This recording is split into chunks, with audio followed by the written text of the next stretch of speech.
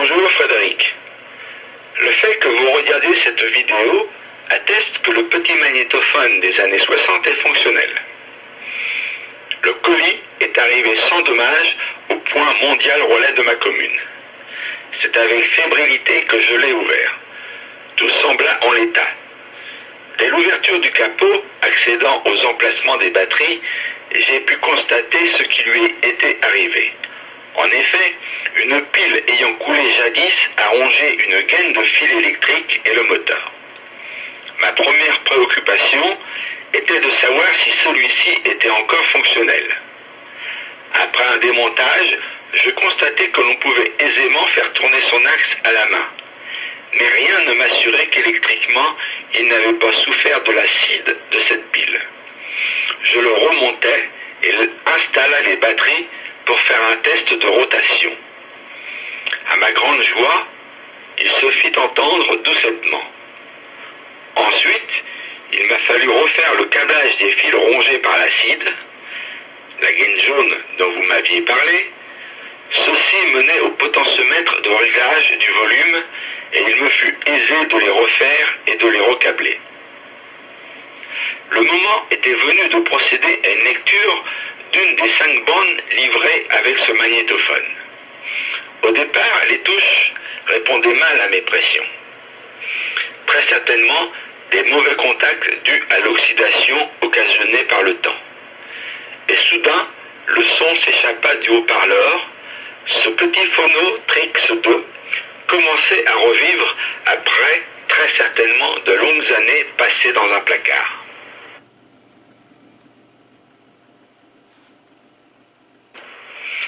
La raison même d'un magnétophone est d'enregistrer. Je branchai donc le petit microphone et lançai l'enregistrement. J'avais hâte de savoir si cette fonction était opérationnelle. Ma déconvenue fut grande, car malgré plusieurs tentatives et configurations, la bande resta muette ou presque, puisqu'un son très très faible, à peine audible de ma voix se fit entendre. Il était donc en panne. La conception même de ce magnétophone très compact m'obligeait à le démonter entièrement pour accéder à la carte électronique. Le risque était grand de le mettre plus en panne qu'il ne l'était. Je pris donc la résolution de le laisser en l'état.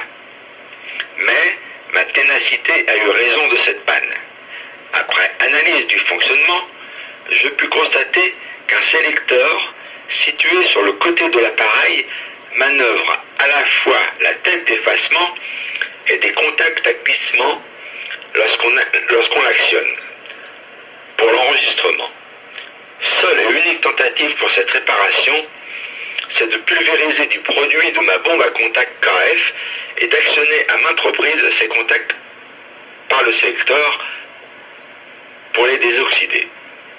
Je refis un test d'enregistrement et la surprise, ma voix retentissait dans le haut-parleur quand je parlais dans le micro, chose qui ne s'était jusqu'à là pas produite.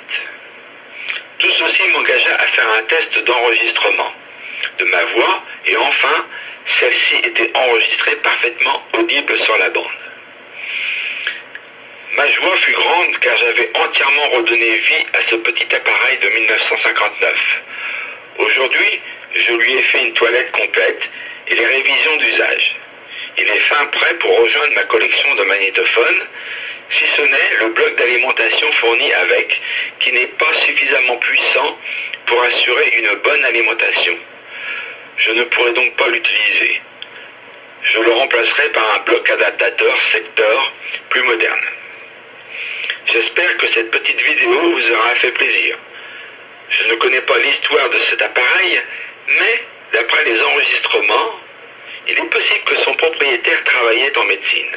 Peut-être pouvez-vous m'en dire plus à son sujet. Cher Frédéric, je vous souhaite une bonne continuation. Bien amicalement, Christian.